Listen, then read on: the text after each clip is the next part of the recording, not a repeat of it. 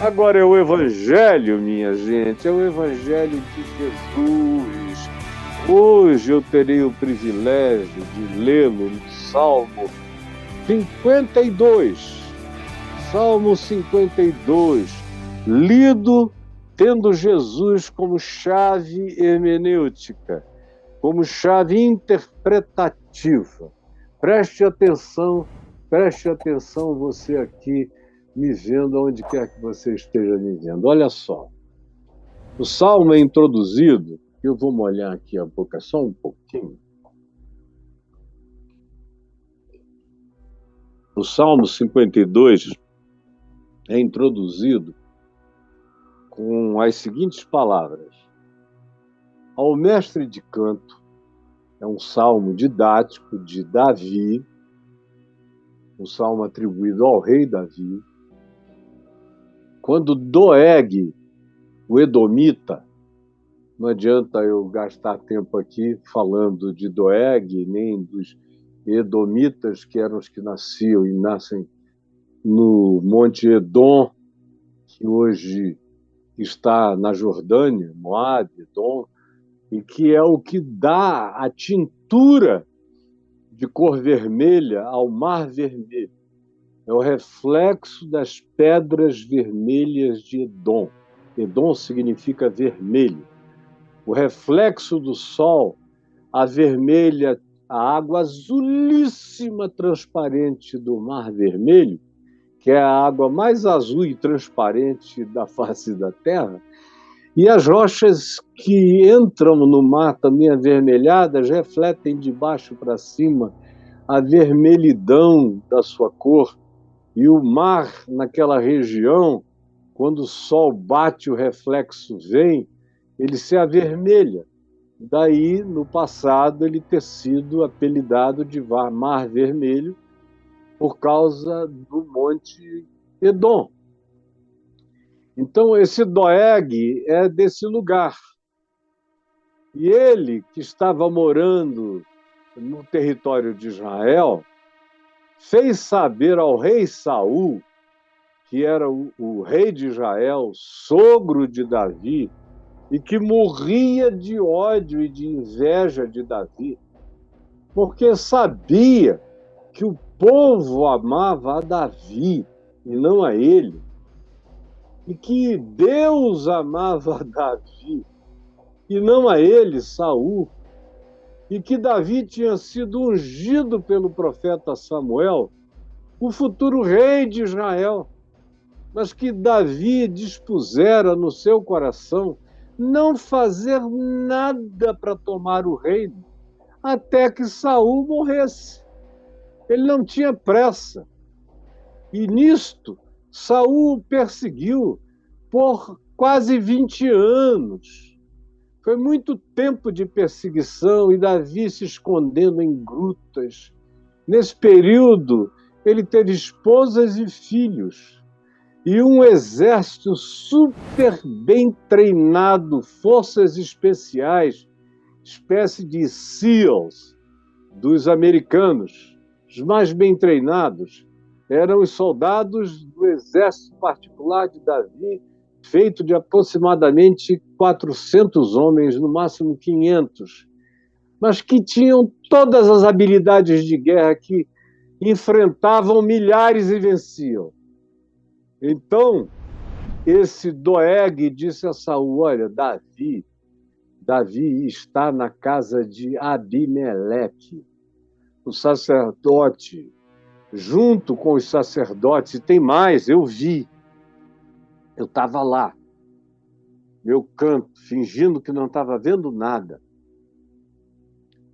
E eu vi quando o sacerdote deu comida, deu alimento, fez provisões diversas para Davi e para os seus homens, abençoou a Davi e deu a espada do gigante Golias, que Davi matara anos antes, e com a própria espada de Golias lhe cortara a cabeça e a levantara a cabeça daquele homem de quase 3 metros de altura, não era dos maiores, houve gente bem maior do que ele, como o rei da região do Golã, que dormia numa cama de 5 metros de comprimento, uma cama toda de ferro, por 2,5 metros de largura, para poder fazer com que ele coubesse naquele lugar. Portanto, era um homem de praticamente quase 4 metros de tamanho. E assim, é uma certeza que a Bíblia nos dá a respeito dessas figuras do passado. E eu tenho falado muito sobre isso no curso da minha existência. Mas não é o caso aqui hoje nem agora. Então, esse homem Doeg disse ao rei Saul, querendo que Saul fosse matar Davi na casa de Abimeleque. Mas a notícia vazou e chegou aos ouvidos de Davi depois que a calamidade já tinha acontecido. Qual foi a calamidade? Quando Doeg falou isso a Saul, Saul correu com os seus homens para lá e trouxe todos os sacerdotes, incluindo Abimeleque, e executou, mandou que Doeg matasse a cada um deles, traspassando-os a espada, como traidores do rei, porque tinham escolhido o lado fraco, humanamente falando, mas o lado de Deus, naquela fraqueza política que estava no coração de Davi, que era um homem segundo o coração de Deus, embora vivesse como um marginal, como um bandido, como um perseguido, como um outcast. E aí, quando Davi soube disso, ele falou, eu devia ter sabido. Quando eu vi Doeg lá, eu devia ter sabido, eu devia ter seguido a minha intuição. E aí um dos filhos dos sacerdotes que veio a escapar foi quem levou a notícia trágica para Davi. E Davi disse, foi por minha causa que esses homens morreram. Fica aqui, vive comigo, porque eu vou te proteger. Esse é o contexto, esse é o ambiente do Salmo. Uma vez que esse ambiente esteja posto, deixa eu lê-lo para você. Diz assim, começa com uma pergunta. Por que te glorias na maldade, ó homem poderoso? É uma pergunta de Davi ao coração de Saul, que era o homem poderoso, era o rei, era o presidente enciumado, era o presidente com medo de um golpe, de que Davi fosse um golpista. Se Davi fosse um golpista, ele teria tomado o poder muito a hora que ele quisesse. Aparato ele tinha e o apoio do povo todo, de Dan a Berseba, de norte a sul, do Monte Hermon ao extremo do Neguebe do Mar Morto. Todo Israel amava Davi. Não lhe faltava a anuência absoluta do povo para tomar o poder, mas ele disse não. Se Deus me ungiu para isso, ele vai fazer eu chegar lá pelas vias normais. Se fosse hoje em dia, ele diria, jamais darei um golpe. Eu vou chegar lá pelas vias da democracia. Naqueles dias, que não eram dias de democracia, mas de monarquias, ele disse, se o Senhor me ungiu para ser rei, ele me fará rei no tempo dele, na hora dele, pelos meios naturais, que seria, no caso, a morte do rei Saul. Mas eu não vou correr, tomar nada, eu estou esperando a hora de Deus. É um coração que, no tempo da monarquia, carregava, todavia, a paciência da democracia, o coração de Davi, e da subserviência quebrantada à vontade de Deus.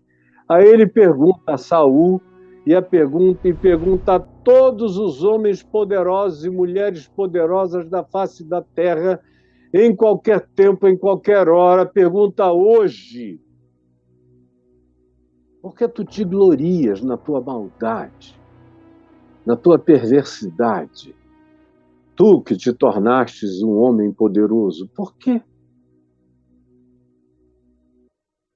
Fica sabendo que Deus não habita contigo, nem com teu poder, na tua maldade, mas é a bondade de Deus que dura para sempre. E são os que vivem na bondade de Deus os que ficam para sempre. Até quando morrem, permanecem. Mas os poderosos que se regozijam no seu poder praticado pelo poder que adquiriram e pensam que isso é permanente ou querem fazer isso ser permanente, esses descobrirão entristecida e amarguradamente que o fim deles já estava determinado pela própria maldade que eles praticavam. A maldade tem prazo de limite. É a bondade de Deus praticada pelo ser humano que deixa a memória que dura para sempre. A tua língua, ó homem poderoso e maldoso, urde planos, fica tricotando planos, fica montando ardis, os mais diversos planos de destruição, planos de desconstrução, planos de desmonte de tudo que é bom, tudo que funciona, tudo que faz bem. Por alguma razão, esse homem poderoso e mau faz planos para desconstruir, para desmontar, para acabar com tudo aquilo que dá certo. É como uma navalha afiada a vida desse poderoso perverso. Sim, a língua dele lança planos de destruição, confunde o povo, tenta influenciar pessoas para fazerem a sua vontade, porque a língua dessas pessoas, como a língua de um Saul que acabou enlouquecido, é como uma navalha afiada, cortante, e é praticadora de enganos. Essa língua, acerca dela se diz, ó praticadora de enganos. Você conhece gente que, para se garantir em qualquer coisa, do casamento, à empresa, ao trabalho, ao que quer que seja, no pastorado, no ministério, na política, em qualquer instância da política, se mantém porque a sua língua foi treinada para se tornar afiada como uma navalha na urdidura de planos de destruição e que tem, portanto, uma língua que é uma praticadora de enganos. Ela constrói a fantasia dentro da qual as pessoas caminham. E milhares caminham na fantasia. E aí Davi diz, tu, que és assim, urdidor de enganos, tu amas o mal. Tu amas o mal. Quando te propõe um plano perverso, tu babas de alegria, tu dás o teu sorriso, tu dás a tua gargalhada. Vamos ver o que é que a gente faz aqui. Amas o mal e não amas o bem. Tu fazes tudo para seres refratário ao bem. Trabalhas contra o bem, negas o bem, proíbes o bem, te levantas contra ele. Você não conhece ninguém assim? Preferes mentir do que falar a verdade. Você conhece gente assim? Que prefere mentir do que admitir, acolher, aceitar, anuir a verdade? Me fale, por favor. Amas, todavia, todas as palavras devoradoras, as palavras que têm o poder de tirar pedaços da vida dos outros. São essas palavras que tu amas. E é isso ao que tu te entregaste. É assim que tu vives. É assim que a tua vida é, sem tirar nem pôr. Amas todas as palavras devoradoras, porque tu tens uma língua fraudulenta, mentirosa, espalhadora de fake news. A verdade te traz coceira nos ouvidos, te é tão perturbadora, ou mais perturbadora é a verdade em ti do que uma opressão demoníaca. Tem gente que prefere a opressão do diabo do que o encontro com a verdade que lhes desagrade o coração, tomado pelo engano, pela fantasia e pelo espírito da mentira. Você conhece alguém assim? Ou você se tornou uma pessoa desse tipo? Me responda. Também Deus te destruirá para sempre. Se tu continuares nesse caminho, esse é um caminho de morte, de destruição, de doença, de perda da realidade, de afastamento com o tempo das pessoas que ainda te amam. Mas se você continuar assim, vai chegar uma hora que nem mais os seus filhos quererão estar com você, nem seus pais, nem ninguém. Olha para o que vai te acontecer. Inapelavelmente, eu não estou profetizando, eu só estou anunciando um princípio inexcusável, inexorável da palavra de Deus, que não volta vazia, antes cumpre aquilo para o que ela foi designada, diz o Senhor. E o que ela designa aqui é isto: também Deus te destruirá. As forças da vida conspirarão contra ti. Haverá um conluio invisível contra essa existência que ama o ódio e odeia o amor, e a boa vontade, e a reconciliação, e a facilitação da vida, e a continuidade da existência. Deus vai dizer: chega! Já está dizendo. E dirá mais ainda: há de arrebatar-te, há de arrancar-te da tua casa. Tu vais conhecer o desenraizamento profundo das tuas pretensas e arrogantes raízes de pertencimento. Tu vais ver.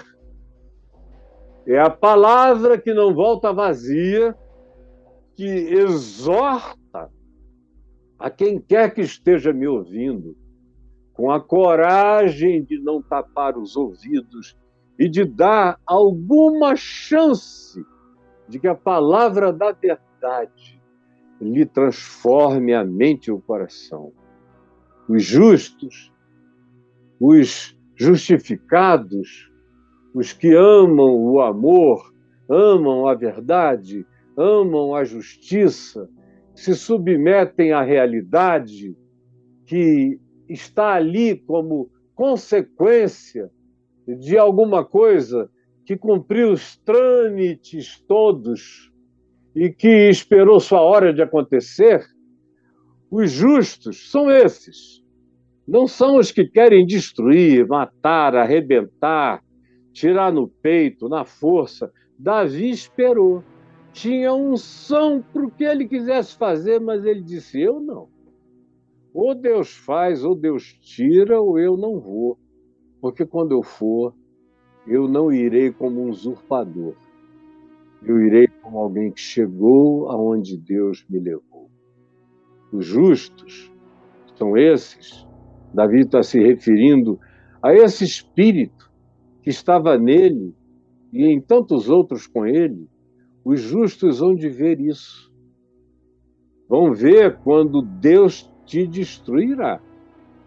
Quando tu fores arrebatado e arrancado da tua casa, da tua segurança, e quando tu fores extirpado da terra dos viventes, em razão da loucura que vai diminuir os teus dias, porque a loucura persistente diminui os dias, mata a gente. Não há longevidade nem saúde na loucura que toma conta da mente e que se somatiza, adoece o corpo e acaba matando a pessoa com todas as formas de doenças diversas. Os justos hão de ver isso e temerão, e se rirão do homem que se gloriou na sua própria maldade, no seu poder, que tinha a língua como uma navalha afiada, praticadora de enganos, que amava o mal e não o bem, que preferia a mentira a falar a verdade, que tinha palavras devoradoras, língua fraudulenta. O que se diz é que essa pessoa que anda com Deus vai ver o dia do teu desenraizamento e eles olharão e dirão: meu Deus, tanta arrogância para terminar assim, e rirão dele, dizendo: eis o homem que não fazia de Deus a sua fortaleza. Podia falar no nome de Deus, como o Saul fazia cultos, que oferecia sacrifícios, que tinha o seu séquito de sacerdotes, que tinha sua religião contratada e os seus religiosos contratados para estarem com ele, ao lado dele. Esses não subsistirão juntamente com ele.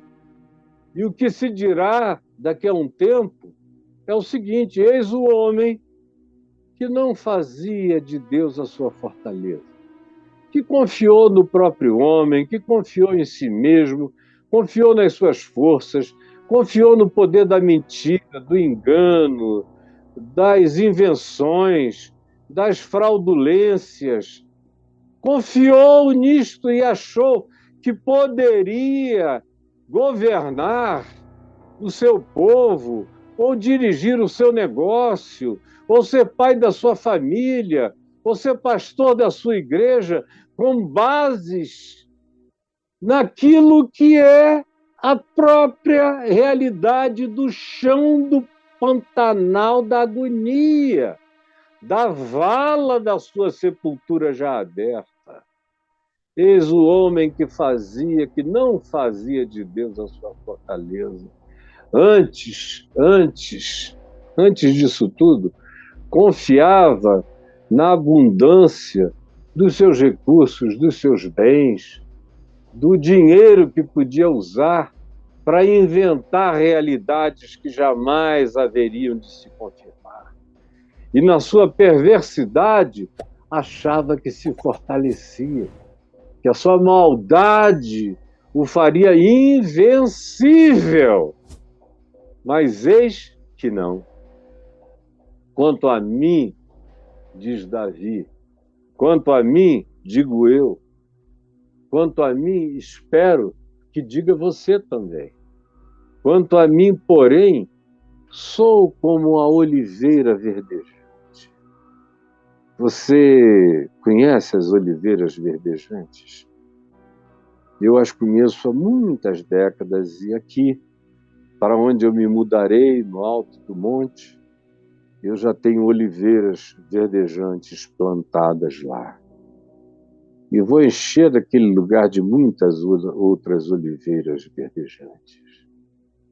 Eu conheço algumas que estão em pé há 1000 anos, 1200 anos. Outras estão em pé há 2000 anos.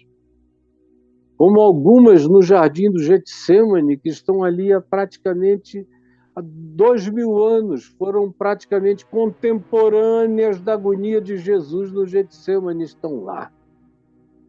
A oliveira, que sempre traz um ramo novo, que aparentemente não morre nunca.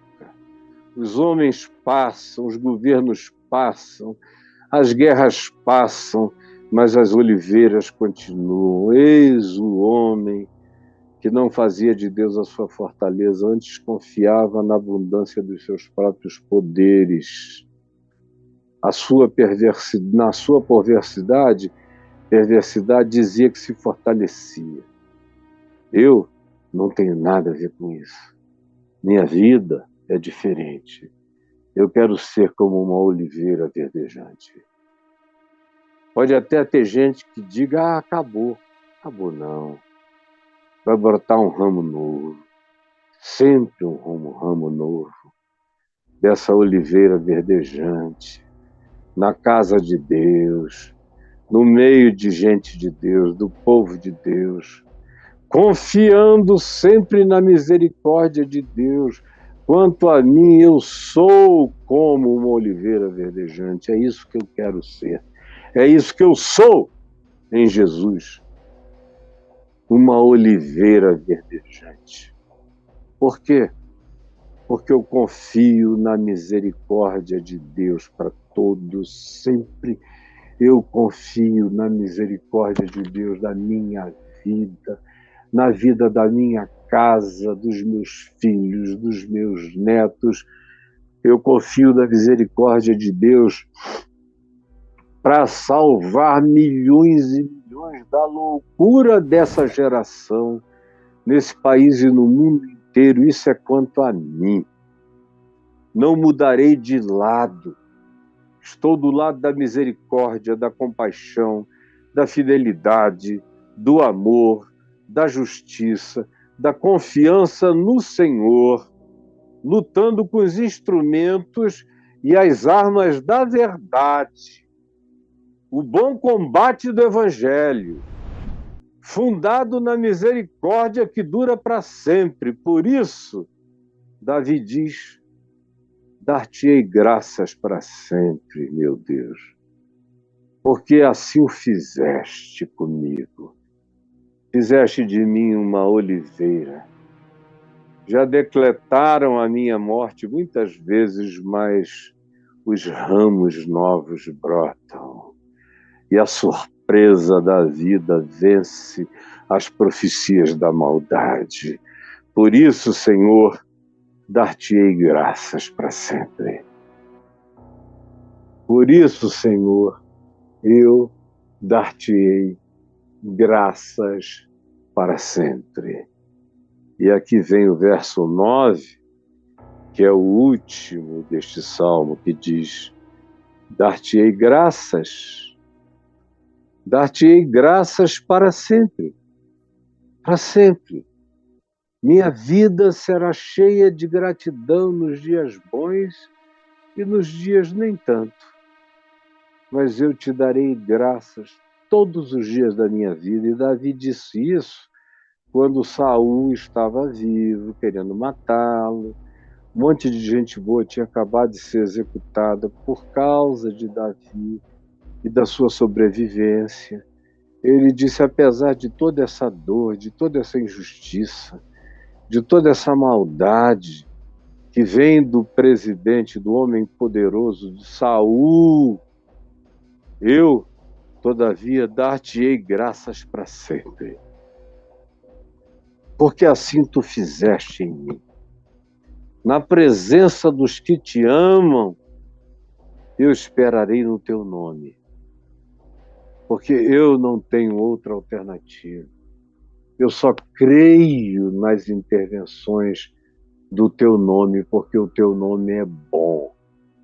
E aquilo que tu fazes, para quem não crê que os fins justificam os meios, para aqueles que andam segundo os meios da tua vontade, a fim de alcançar os fins com legitimidade, é nesse espírito que tu me guiaste e me guiarás todo o resto da minha vida. Enquanto vivo estiver, assim será o meu coração para contigo, porque assim eu sei que tu és para comigo, que sou na tua presença como uma oliveira verdejante.